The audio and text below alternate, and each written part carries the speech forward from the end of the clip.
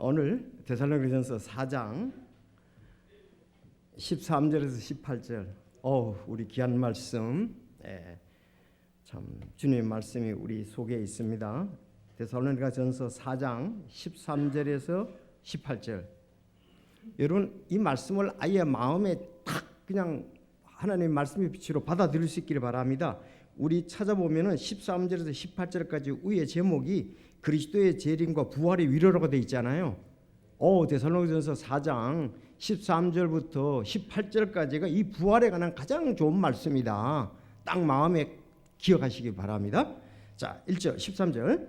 그러나 형제들아 잠자는 자들에 관하여 너희가 모르기를 내가 원치 아니하노니 이것은 너희가 아무 소망 없는 다른 사람들 같이 슬퍼하지 아니하게 하려 함이라.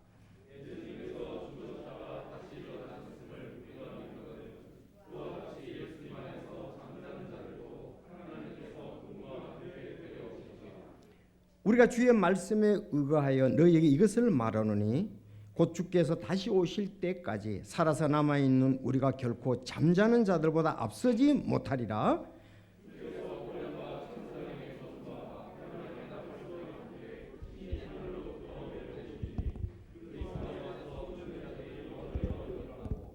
그 뒤에 살아서 남아있는 우리가 그들과 함께 구름들 속으로 채어 올라가 공중에서 주를 만나리라.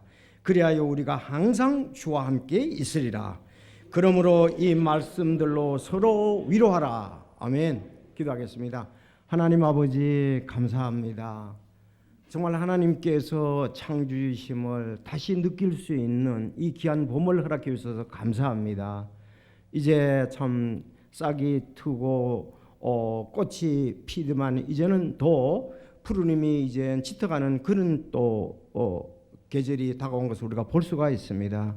주여 참 우리 마음속에도 늘 하나님의 말씀으로 충만해서 주의 참 귀하심이 온전하심이 또 하나님의 영원하심이 능력 있으심이 우리를 통해 드러나게 하여 주시옵소서. 특별히 오늘 또 우리에게 귀한 날 허락해 주셔서 감사합니다. 참 매주가 우리는 주님께서 부활하신 그 주로 기념하며 주께 영광을 돌리고 있습니다. 우리 사는 날 동안 주님 찬양하고 기도하며 또 말씀으로 주님의 뜻을 알고 또 귀한 열매를 맺어가는 저희들 모두 될 수 있도록 주여 인도해 주시옵소서. 오늘 이 아침에는 말씀을 통해 참 부활에 대해서 살펴보기를 원합니다. 성령님께서 인도해 주시고 이 말씀을 통해 영광을 받아 주시옵소서. 특별히 이 말씀에 굳게 서서 정말 또 주님 주 예수 그리스도께서 다시 오심을 사랑하는 저희들이 되게 하옵소서. 오늘 마칠 때까지 참 저와 또 우리 사랑하는 성도들 위해 주님의 참 능력과 지혜가 함께 하셔서 은혜로운 말씀 아버지께 영광을 돌리는 말씀이 되게 하옵시고 그대로 받게 하옵소서. 예수님의 이름으로 기도하옵나이다. 아멘.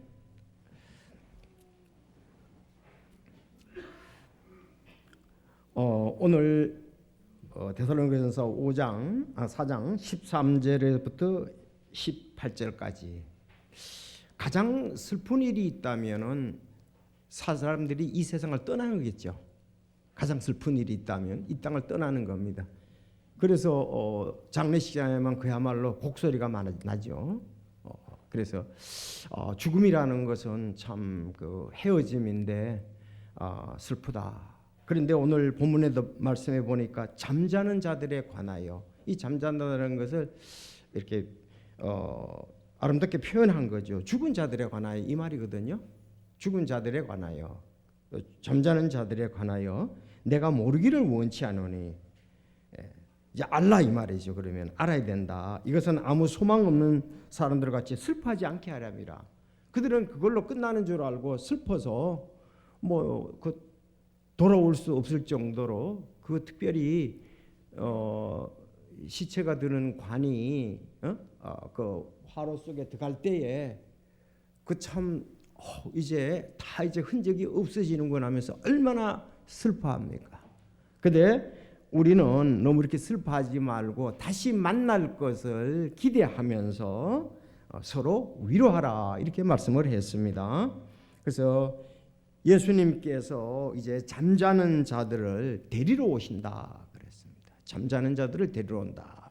자, 이제 우리 육신이 잠자겠죠. 육신이 잠자고 있는데 데리러 온다. 부활한다. 그랬습니다. 그래서 오실 때 먼저 죽은 자들이 잠자는 자들이 먼저 일어나고 살아있는 우리가 구름새로 채워 올라가 공중에서 주를 만난다. 이렇게 데살로니가 교회에 대해서 다른 교회도 얘기를 했겠죠. 그러나 그 서신서에 안 쓰였을 뿐입니다. 자, 그래서 이제 항상 주와 함께 있겠다 그랬습니다. 항상 주와 함께 있겠다. 그래서 서로 위로하라 그랬습니다. 오늘 제목을 예수님처럼 우리도 부활. 따라합시다. 예수님처럼 우리도 부활. 이 말씀이 중요해요. 예수님처럼 우리도 부활한다. 예수님이 부활한 것처럼 우리가 부활한다. 예수님은 부활의 첫 열매가 되셨다. 그리고 예수님 부활하시고 난 다음에 그때에 마태복음에 보면은 그 많은 성도들이 또 일어났지요. 그들을 이제 첫 열매들이라고 하잖아요. 예수님은 첫 열매. 우리는 그 사람 따라 일어난 사람들은 첫 열매들. 그 다음에 이제 첫째 부활이라는 게 있습니다. 첫째 부활. 부활은 첫째 부활이 있고 둘째 부활이 있는데 첫째 부활은 구약에서 구원받은 성도들, 신약에 구원받은 성도들, 7년 대환란 때 구원받은 성도들, 전부 예수 그리스도의 보배 피로 구원받은 사람들은 전부 다가 첫째 부활에 속하는 사람들이에요. 알았죠? 첫째 부활에 속하는 사람. 그럼 첫째 부활이 둘째 부활이 있겠죠. 여러분 둘째 부활은 천년 왕국 이후에 부활하는데 믿지 않는 사람들의 부활입니다. 예수님을 믿지 않는 사람. 그럼 부활해서 어떻게 했냐? 그들도 부활하지 우리와 같이 부활하지만 그들은 어떻습니까? 영원한 불호수에 들어갈 것입니다. 그러니까 구약의 성도들, 지금 우리 신약의 성도들 7년 대환란 때 구원받은 사람들 있잖아요. 전부 예수 피로. 이 사람들이 첫째 부활에 속한 사람. 첫째 부활에 속한 사람들은 어떻습니까? 영원히 주와 함께 있고, 둘째 부활에 속한 사람들은 지옥 불호수에서 영원히 있게 되는 거예요. 그래서 첫째 부활에 참여하는 자들이 복이 있죠. 둘째 부활은 그건 생각해서 하는 거죠. 만약에 오늘 오신 여러분들이 예수 그리스도의 보혈의 피로 말미암아 여러분이 첫째 부활을 속해야 됩니다. 첫째 부활에 속해야 돼요. 믿지 않으면 둘째 부활에 속하거든. 지옥 불호수에. 그건 제가 말하는 게 아니고 하나님의 증언의 말씀, 성경에서 그렇게 말씀하고 있습니다. 제가 감히 첫째 부활, 둘째 부활을 얘기할 수 있는 그런 부분 안 되잖아요. 하나님 말씀이 변치 않는 영원한 말씀, 절대적인 말씀, 이 말씀대로 될 그런 말씀이 그렇게 얘기를 하고 있습니다. 자, 오늘은 이 부활에 대해서 예수님처럼 우리도 부활. 좀 서론적으로 말씀드리면 사전에서 부활은 이렇게 나옵니다. 죽었다가 다시 되살아남 그랬습니다. 부활. 죽었다가 다시 되살아남. 근데 이 죽었다가 다시 되살아나는 것에 대해서 우린 이해가 안 되는 거예요. 어떻게 사람이 죽었다가 되살아나느냐. 성경 외에서 어떤 사람이 죽었다가 다시 되살아났다는 것을 확실히 증거하는 그런 증거들이 우리 마음속에 없습니다. 여러분 그런 듣지만은 믿을 만한 건가? 그러나 성경에는 죽었다가 되살아나는 것을 정확히 기록을 하고 있습니다. 자, 그런데 여러분 성경에서 말씀하신 부활은 죽었다가 다시 살아나는 것이 아니라 부활은 성경이 말하는 부활은 죽었다가 시공간의 제한을 받지 않는 예수님과 같은 영광스러운 몸으로 영원히 다시 사는 것을 말합니다. 이게 중요해요. 이게 중요해요. 자, 여러분들 조금 일반적인 걸 한번 좀 예를 들어보겠습니다. 성경에는 예수님의 탄생은 있어도 성탄절은 없듯이 예수님의 부활은 있어도 부활절은 없습니다. 이게 무슨 말인지 이해하시는 분들은 참 근본주의 침례교의 믿음을 잘 가지고 있는 사람이에요. 아셨습니까? 성경에 예수님의 탄생은 있어도 성탄절은 없다. 성탄절이 없죠. 예수님의 성경에서 부활은 있어도 부활에 대해서는 말씀해도 부활절의 기록은 없습니다. 우리가 이렇게 사전에 이렇게 보면 그 부활절 그러면은 예수의 부활을 기념하는 날. 그래서 춘분이 지난 후 만월 다음의 주일, 그때가 이제 부활절이다 이렇게 얘기를 했습니다. 원래 춘분이 양력으로 3월 21일이에요. 알았죠? 근데 지난주 금요일 날 만월 보름달이었거든요. 지난 금요일. 어제도 굉장히 달이 밝았죠? 오늘 저녁도 밝을 겁니다. 근데 금요일 날 굉장히 보름달이었으니까, 그러니까 만월 지난 첫째 주일이니까 오늘이 일반 교회에서는 부활절이라고 얘기를 하는 거예요. 부활절. 자, 여러분 좀 잘 들으시기 바랍니다. 우리 카톡방에는 이런 거 안 올리셔야 돼요. 심지어 목회자 카톡방에도 성도들이니까 제가 얘기를 할 수가 있는데, 뭐 부활절 달걀을 만들어서 전도용으로 썼다 그런 거 올라왔는데, 차마 전국 목회자 친교의 카톡방이라서 제가 올릴 수가 없었습니다. 그런데 우리 친교회, 그래서 그렇게 올라왔기 때문에 우리 친교회 목사님들에게는 제가 올렸어요. 부활절 계란에 대해서, 달걀에 대해서 바벨론의 신비 종교, 저자 랄프 우드로우저, 김정욱 욕 169페이지부터 173을 참조하십시오. 이렇게 올렸어요. 제가 어젯밤 늦게. 여러분, 전도하는 방법도 여러 가지지만은 물론 일반 교회에서 지금 오늘날 막 사람들에게 많이 나눠줍니다. 많이 나눠져요. 그런데 부활절, 좀 이거에 대해서 여러분들 부활절, 이 부활절이 언제 생겼느냐? 주후 325년에 성경에는 없어요. 성경에는 없어요. 부활은 있지만 부활절은 없습니다. 절이란 말이 절자가 절기절 이런데 그건 정해져 있어요. 부활절이 정해져 있잖아요. 그 춘분 지난 후 만월 다음에 주일이 그랬으니까 정해져 있단 말이에요. 해마다 그렇게 하게 돼 있다 이거. 절기를 지키게 돼 있다 이거예요. 근데 성경에는 부활 절기 지킨 적이 없습니다. 절기에 대해서 나온 적도 없습니다.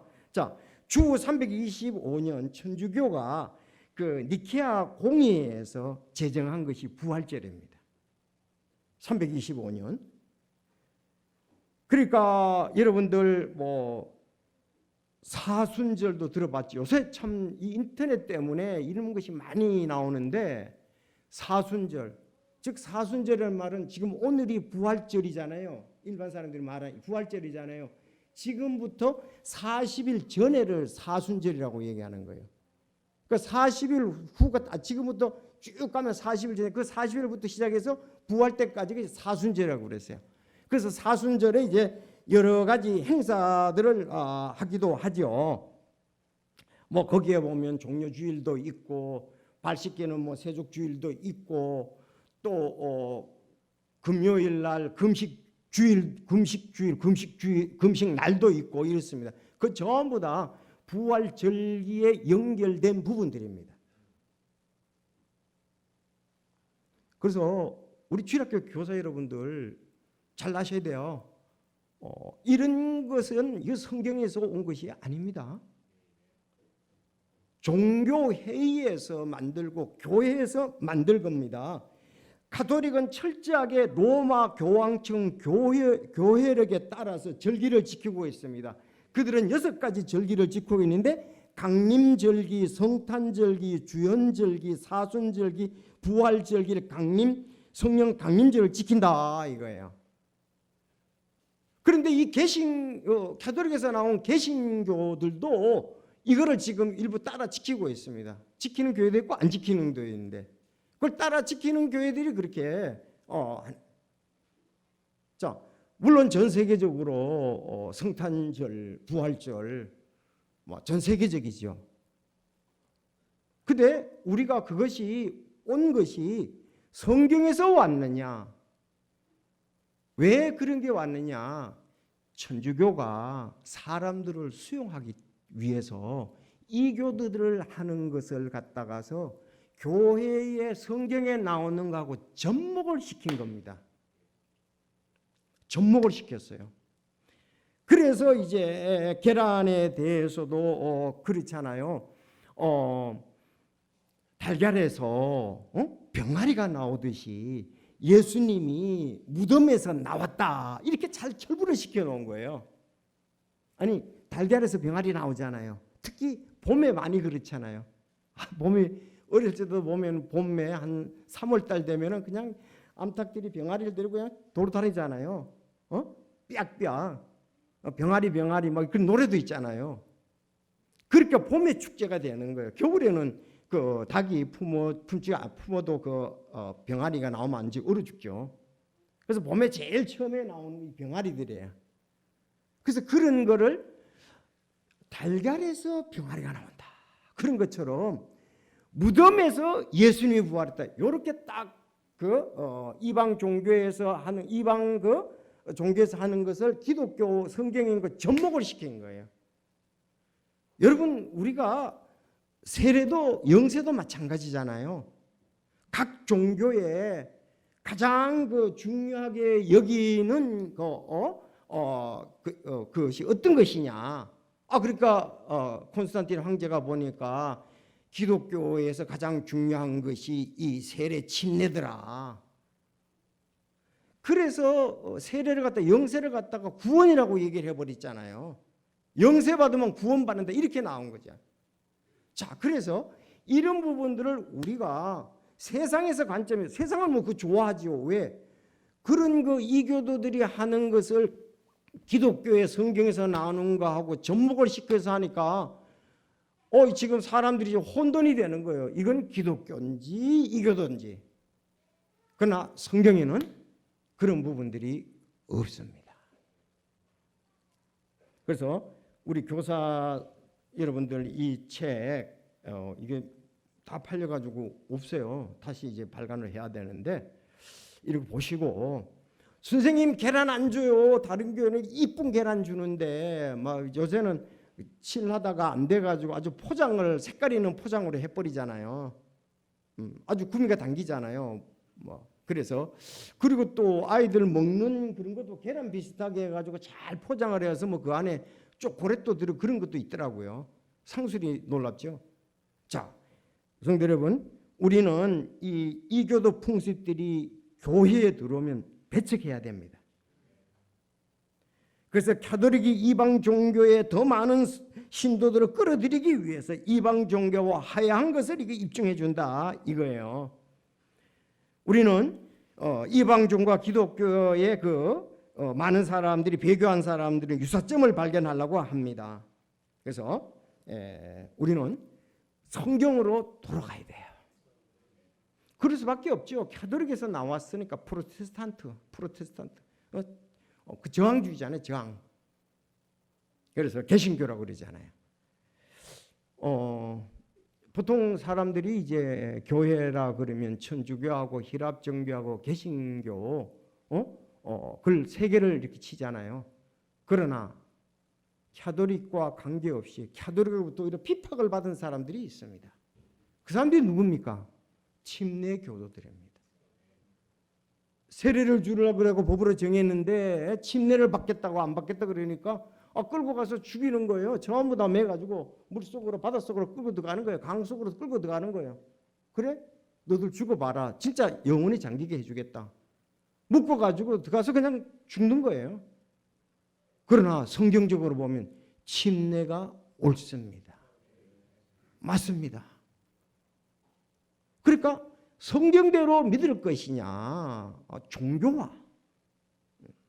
그래서 우리는 구원관도 잘못됐잖아요. 그렇게 되다 보니까 영세가 구원, 영세 받는 것이 구원받는 것이 나오잖아요. 여러분 가톨릭의 칠성사 써보세요. 대부분 나옵니다. 가톨릭 칠성사 구글에서 치면은 영세성사 딱 치면은 나옵니다. 내가 거기 있는 그대로. 지금은 뭐 너무 이렇게 유튜브라든지 뭐 정말 다 자료들이 나오기 때문에 옛날에는 목사님이 지르면 목사님 너무 오버하시는 거 아니야? 너무 우리 끌을 갖다가서 합리화시키 이렇게 하는 거 아니야? 아니에요. 요즘은 공개적이에요. 그들이 믿는 거 공개하죠. 각 성당에서. 제가 가톨릭 제가 영세성사 치니까 세종에 있는 천주교 나오더라고요. 칠성사당 나와요. 그럼 영세성사 쳐보면 됩니다. 그 외에도 우리가 내가 말한 이 진리에 대해서 검색해 보면 잘 나오고 있습니다. 누가가 잘 올려놨을까요? 그건 침례교 목사님들이 잘 올려놓은 분들이 있습니다. 보시기를 바라고요. 딱 여기서 이제 인용을 한 거죠. 한 것이죠. 자, 그러면 이제 서론적인 마치고 이제부터 부활은 죽은 자가 그대로 살아나는 것이 아니라 부활은 죽은 자가 예수님이 성경에 말하는 부활은 예수님 같은 부활입니다. 예수님 같은 부활해야 돼요. 자, 우리가 성경에서 죽은 자의 부활하고 우리가 지금 예수님 안에서의 부활하고 다른 점이 있는데 제가 한번 비교해서 말씀을 드리겠습니다. 자, 사전적으로 말하기를 죽었다가 다시 살아난 사람들 이렇게 되는데 성경에 보면 죽었다가 다시 살아난 사람들이 몇 사람이 있을까요? 죽었다가 다시 살아난 사람. 근데 또 죽어서 무덤 속에 있단 말이에요. 어려운 게 하나도 없어요. 여러분, 엘리야가 죽은 사람을 살렸습니다. 잘 알아두세요. 이거 딱 껴야 돼요. 두 번째, 엘리사가 죽은 사람을 살렸습니다. 구약의 엘리야와 엘리사. 알았죠? 자, 이제 예수님께서 죽은 자를 살리신 것이 3번 나옵니다. 그럼 몇 번이에요, 총? 5번이죠. 그리고 베드로가 죽은 자를 살렸습니다. 또 바울이 죽은 자를 살렸습니다. 야, 참 이건 뭐 그렇게 하나님이 역사하지 않고는 그렇게 만들려고 그래도 그렇게 만들 수가 없습니다. 엘리야와 엘리사 대언자들을 대표하잖아요. 그렇잖아요. 예수님은 메시아이잖아요. 사도들을 대표한다 그러면은 유대인들을 위해서는 베드로가 대표잖아요. 이방인을 위해서는 바울이 대표자잖아요. 야, 하나님이 능력을 주셨다는 것을 우리가 알 수가 있죠. 그래서 성경에 보니까 시돈에 속한 사르밧 가부의 외아들이 병들어 조금 전에 죽었어요. 아직 간에 넣지도 않고 무덤에 묻지도 않았습니다. 그때 엘리야를 통해서 살아났습니다. 열왕기상 17장 17절에서 24절입니다. 자, 두 번째, 수넴 여인의 어린 아이가 죽어서 침상에 누워 있었습니다. 그때 엘리사가 가서 그를 살렸습니다. 열왕기하 4장 37절에서 32절에서 37절에 보면 나옵니다. 자, 세 번째 이제 예수님이 하신 것을 보면 예수님이 회당장 야이로의 12살이 된 딸이 12살 딸이 금방 죽었어요. 그래서 예수님이 살리셨다. 이제 네 번째, 나인 도시의 과부의 외아들 청년이 지금 죽어가지고 간 속에 있는데 지금 묻으러 가는 거예요. 간 속에 있는 청년을 예수님께서 살리셨습니다. 다섯 번째, 죽은 지 나흘이 된 그 마르다와 마리아의 오라버니 누가? 나사로. 예수님이 살리셨습니다. 자, 금방 죽은 사람?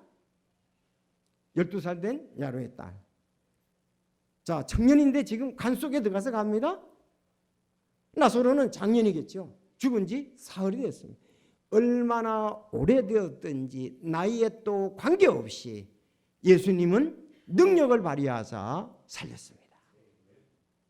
자, 그런가 하면 여러분 잘 아는 이 욥바는 뭐 최초의 이 항구라고 볼 수 있죠. 성지순례 가면 욥바에 가는데 욥바의 선행과 구제를 심히 많이 한 이 다비다라는 그 자매가 있었습니다. 아주 선행과 구제를 심히 많이 했어요. 다비다, 다른 말로 하면은 도르가죠. 번역하면 도르가가 병들어 죽었습니다. 그랬더니 너무 사람들이 막 슬퍼하는 거예요. 그래서 베드로 가서 살려줬죠. 다비다야, 일어나라. 자, 그런가 하면 이 드로이에서 트로이 목마 알잖아요. 이 드로이에서 드로아에서 3층 다락방에서 계속 바울이 이제 떠나려고 해서 말씀을 증거하고 있는데 3층 다락방 창태에 걸터 앉아 있다가 말씀을 듣던 유두고가 떨어져 죽었어요. 3층이라고 나와요. 죽었어요. 그래서 바울이 살려줬죠. 자, 이렇게 해서 성경에는 육신이 죽었어요. 죽었는데 하나님께서 이 살리신 7 사람에 대해서 말씀을 하고 있습니다. 자, 잊지 마십시오. 성경에는 죽은 사람을 7번 살리신 7 사람이 살린 것을 얘기하고 있다. 자, 7 사람들은 죽었다가 다시 살아났지만 그 후에 다시 죽었겠죠. 그들의 무덤은 있습니다. 무덤이 있습니다. 자, 그런데 이제 또 하나 무덤이 없는 사람이 있어요. 무덤이 없는 사람이 있는데 죽음을 맛보지 않고 하나님께서 데려간 사람인데 누구요? 잘 아시죠? 여러분들이 그건 에녹. 자, 에녹은 하나님과 함께 걸었는데 하나님께서 그를 데려가심으로 그가 세상에 있지 아니하더라. 이거 데려갔다는 말이 좀 어려우니까 거기다가 창세기 5장 24절 옆에다가 여러분이 히브리서 11장 5절을 써놔야 돼요. 데려갔다는 말이 죽음을 보지 않고 데려갔다는 말이 히브리서 11장 5절에 명확히 나오거든요. 믿음으로 에녹은 옮겨져서 죽음을 보지 아니하였으니 하나님께서 그를 옮기셨으므로 그들이 찾지 못하느니라. 그는 옮기기 전에 하나님을 기쁘게 하였다는 이 증언을 가졌느니라. 에녹이 그 365년을 살았죠. 365년을 사는데 그 당시에 사람들이 더 막 900년까지 막 살고 그랬다고요. 아직도 600년을 더 살아야 되는데 그 정도 그 당시에 무셀라는 969세를 살았잖아요. 보통 930세 막 이렇게 살았단 말이에요. 그런데 365년 살았으니까 적게 살은 거 아니에요. 하나님이 데려가신 거예요, 그냥. 이제 천국에 가서 함께 계속 동행하려고. 그는 죽음을 보지 않고 데려가셨어요. 여러분, 성경에 그 있다는 것이 참 기적이잖아요. 놀라운 말씀이잖아요. 자, 그런가 하면 죽음을 보지 않고 간 사람이 또 있습니다. 아까 그 대언자의 구약의 대언자 중에 그 대언자 대표하는 대언자 누구라 그랬어요? 엘리야는 죽음을 보지 않고 갔습니다. 왕하 2장 11절 그들이 여전히 가면서 이야기하는데 보라. 그러니까 엘리사와 엘리야가 같이 걸어가는 거예요. 그들이 여전히 가면서 서로 왜 엘리야의 제자가 엘리사거든요. 둘이 이겨가는데 이야기하는데 보라. 불병거와 불말들이 나타나 그들 둘을 갈라놓음에 엘리야가 회오리 바람을 타고 하늘로 올라가더라. 저는 가끔 그 미국의 막 토네이토 회오리 보면 저렇게 올라갔는가? 그런 생각도 들 때가 있어요. 진짜 막 날아가잖아요. 지붕도 막 올라가 자, 그래서 이 사람들은 죽음을 보지 않고 올라갔다. 여러분, 이미 이런 것을 볼 때 구약에서라든지 현행에서 하나님이 살릴 수 있고 데려가실 수도 있구나. 그걸 우리가 여기서 볼 수가 있지 않습니까? 그렇죠? 자, 그런데 이제 우리 보기에 보다 중요한 것은 이제는 예수님의 부활입니다. 예수님은 그 마태복음 28장 6절 자, 죽었다가 사람이 살아났고 또 휴거를 통해서 올라가고 데려가서 얻고, 이제 예수님의 부활은 첫 번째와 두 번째가 달라요. 예수님의 부활이 중요한 거예요. 예수님의 부활이 우리 부활이기 때문에 그렇습니다. 우린 예수님과 같은 부활을 성도가 하기 때문에 그렇습니다. 자, 예수님은 친히 말씀하신 대로 일어나셨으며 여기 계시지 아니하니라. 와서 주께서 누우셨던 것을 보라 그랬습니다. 예수님의 시신이 없습니다. 그런데 예수님이 부활하셔가지고 사셔서 어떻습니까? 사도행전 1장 30절에 보면 40일 동안 이 땅에 계셨어요. 40일 동안.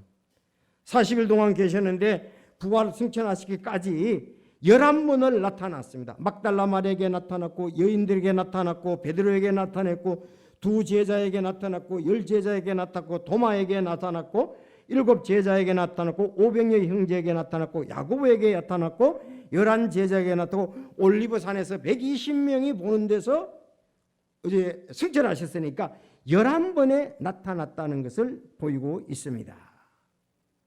아시죠? 그러니까 그 사람들, 예수님은 이제 부활하셔가지고 시공간의 제한을 받지 않는 몸으로 40일 동안 이 땅에 계시다가 승천을 하셨습니다.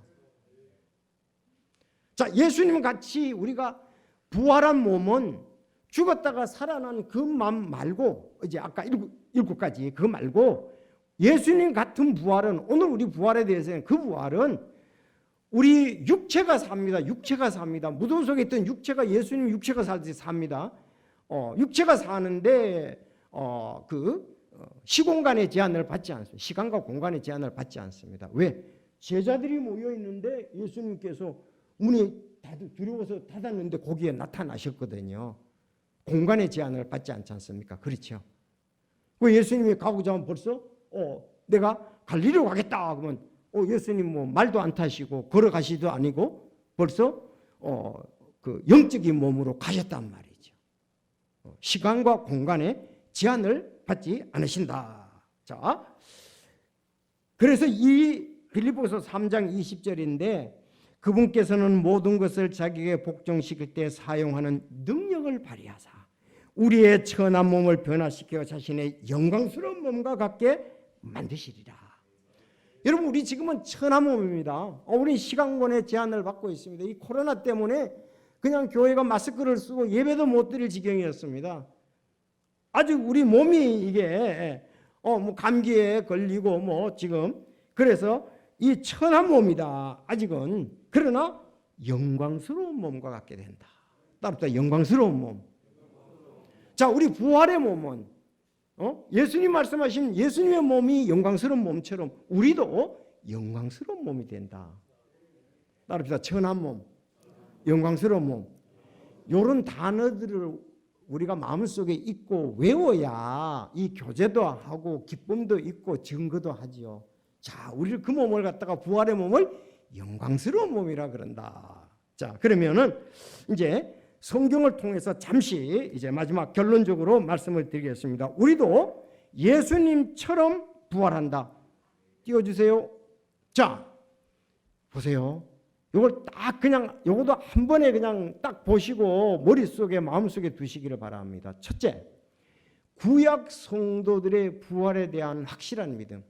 구약 성도들이 부활에 대해서 확실히 믿고 있었다 이거예요. 아셨죠? 구약 성도들이, 이스라엘의 구약 성도들이. 두 번째는 예수님께서 자신의 부활할 것을 미리 살아있는 동안 말씀하셨습니다. 이제 성경막 구절이 나죠. 셋째, 예수님께서 실제로 무덤에서 실제로 부활을 하셨습니다.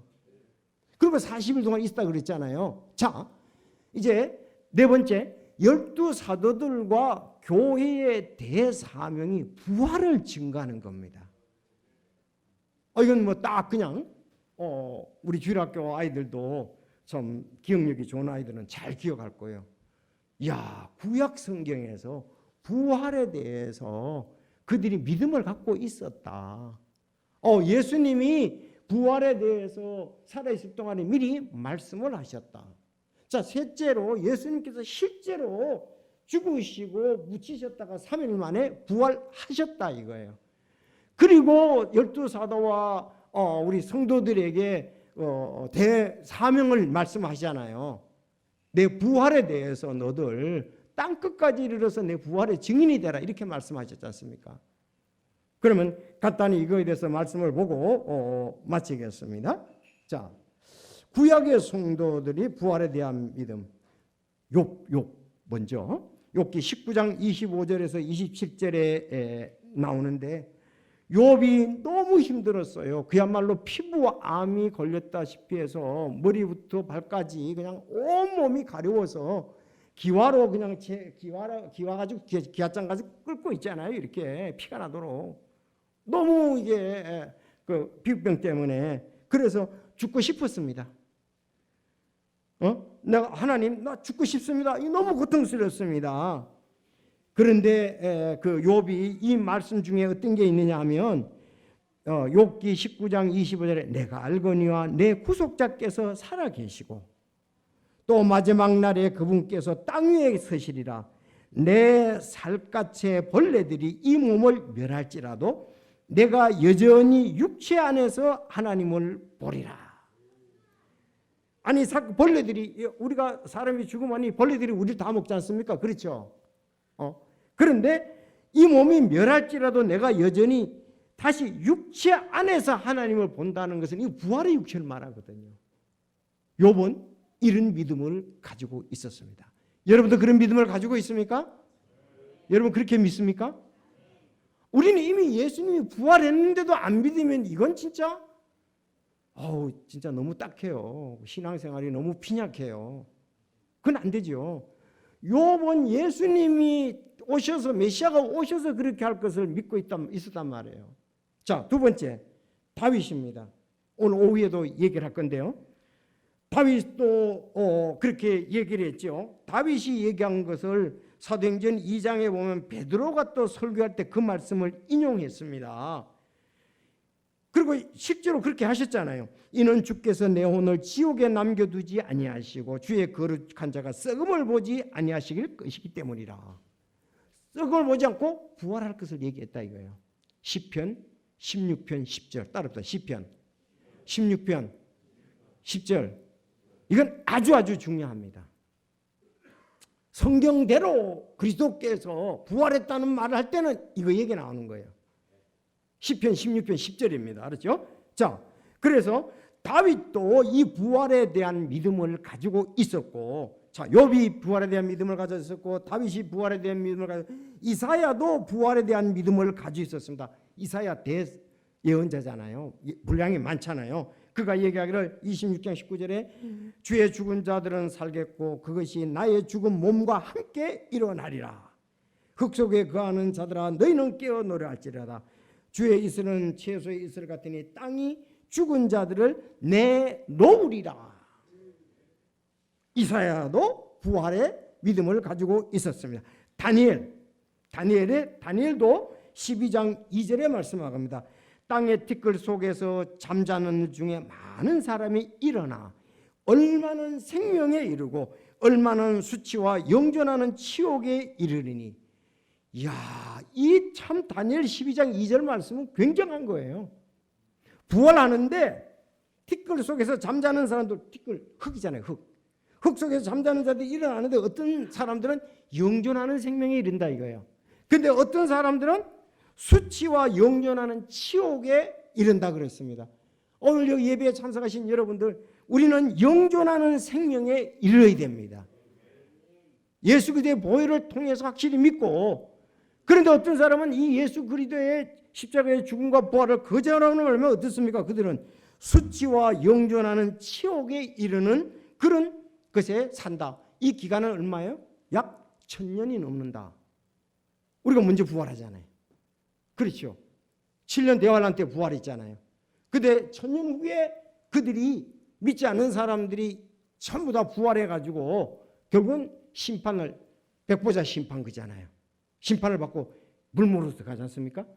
다니엘이 12장 2절에 이미 예언을 했어요. 그래서 예수님도 말씀하셨잖아요. 이 말에 놀라지 마라. 무덤 속에 있는 자들이 그의 음성을 듣고 나올 때가 있는데 선행을 행한 자는 생명의 부활로, 악을 행한 자는 정죄의 부활로 나오리라. 계시록 20장 4절에 그렇게 얘기를 했습니다. 첫째 부활에 참여하는 자는 복이 있고 거룩하다. 둘째 사망이 그를 다스릴 권능을 갖지 못하고 도리어, 이렇게 나오잖아요. 자, 그럼 이제 두 번째 간단히 예수님께서 자신의 부활을 미리 말씀하셨습니다. 지난주를 우리가 교회에 대해서 얘기할 때 마태복음 16장 16절 주는 그리스도시요 살아계신 하나님의 아들이라고 베드로가 고백했지 않습니까? 그 고백들이 다 끝나고 난 다음에 16장 21절에 그때부터 예수님께서 자기가 반드시 예루살렘으로 가서 장로들과 수제장들과 서기관들에게 많은 일들로 고난을 당하고 죽임을 당하며 셋째 날 다시 일으켜질 것을 자기 제자들에게 보이기 시작하니라. 그래서 셋째 날에 다시 일으켜질 것을 예수님 자신이 미리 말씀을 하셨어요. 자, 그리고 또 마태복음, 요한복음 11장 25절에도 예수님께서 그들에게 이르시되 나는 부활이요 생명이니 나를 믿는 자는 살 것고 누구든지 살아서 나를 믿는 자는 결코 죽지 아니하리라고 해서 나는 부활이라고 그랬잖아요. 난 산다 이거예요. 다시 맞습니까? 자, 이 말씀들이 지금 여러분이 것이 돼야 됩니다. 우리 것이 돼야 됩니다. 그것이 안 되고 예배 왔다 그냥 가면 혼내래요. 정말 내가 죄인이고 내 죄를 위해서 예수님이 십자가에 못 박혀 죽으시고 무치 3일 만에 부활한 것이 나를 위한 죽음이었다. 그것이 확실히 되지 않냐 이거예요. 그냥 듣고 또 가고 듣고 또 가고 그러지 마시고, 그래서 예수님은 이렇게 부활에 대해서 미리 말씀을 하셨습니다. 우리는 어떻게 죽을지 알 수가 없죠. 내가 병들어 죽을지 무슨 사고로 죽을지 아무도 알 수 없잖아요. 예수님은 하나님이고 하나님의 아들이시기 때문에 미리 아셨습니다. 자기가 어떻게 죽을 것을. 십자가에 못 박혀 죽는다고 그랬잖아요. 그러니까 이게 하나님이시죠. 자, 마지막. 이제 예수님 십자가에서 무덤에서 실제로 부활을 하셨습니다. 이해되시죠? 이거는 사복음서에 다 나옵니다. 마태복음, 마가복음, 누가복음, 요한복음에 다 나옵니다. 그래서 안식구 첫날 예수님께서 무덤에 가봤더니 없잖아요. 마리아가 가보니까 안식구 첫날. 그러니까 안식구 첫날이니까 안식일은 언제요? 금요일 해질 때부터 토요일 해질 때까지죠. 안식구 첫날이니까 오늘날 말한다면 주일날로 볼 수가 있다 이 말이에요. 가버렸더니 예수님의 무덤에 없더라. 그래서 예수님의 무덤은 빈 무덤이었습니다. 와보라, 여기 와보라. 예수님이 안 계셨습니다. 왜? 부활하셨기 때문에 그렇습니다. 근데 왜 사람들이 이 성경에 예수님께서 이렇게 말씀하신 걸 왜 안 믿느냐 이거예요. 사복음서에 이렇게 다 얘기하는데도 그 믿음이 없는 거죠. 예수님이 무덤에서 실제로 부활하셨습니다. 자, 마지막 12 제자들과 교회의 대사명입니다. 그렇죠? 마태복음 28장 19절 20절. 마태복음 19장 20절. 그러므로 너희는 가서 모든 민족으로 제자를 삼고 아버지와 아들과 침례를 주며 내가 너에게 분반 모든 가르쳐 지키게 하라 그랬잖아요. 이제 그 11제자에게 얘기했지만 나중에 12제자가 되잖아요. 사도행전 1장이면 마띠아가 12제자에 포함됩니다. 근데 거기서 말 때 부활을 증거할 사람이다 그렇게 얘기를 하고 있습니다. 마띠아를 뽑을 때 왜 뽑았어요? 부활을 증거할 사람으로 뽑았다 이 말이에요. 마띠아 왜? 가룟 유다 대신에. 사도행전에 보면 그렇게 말씀을 하고 있습니다. 자, 그래서 십자가의 죽음과 부활. 그런가 하면 또 이건 교회의 사명이잖아요. 그러면 너희는 가서 부활에 대해서 사도행전 1장 9절에 보면은 땅 끝까지 이르러 내 증인이 되라. 무슨 증인? 예수님이 죽으시고 묻히셨다가 3일 만에 부활하신 것에 대해서 말씀하고 있습니다. 바울 사도가 복음을 전하다가 이제 그 오해를 받아가지고 그가 재판정 앞에 섰죠. 그때 그 벨릭스에게 바울 사도가 얘기를 합니다.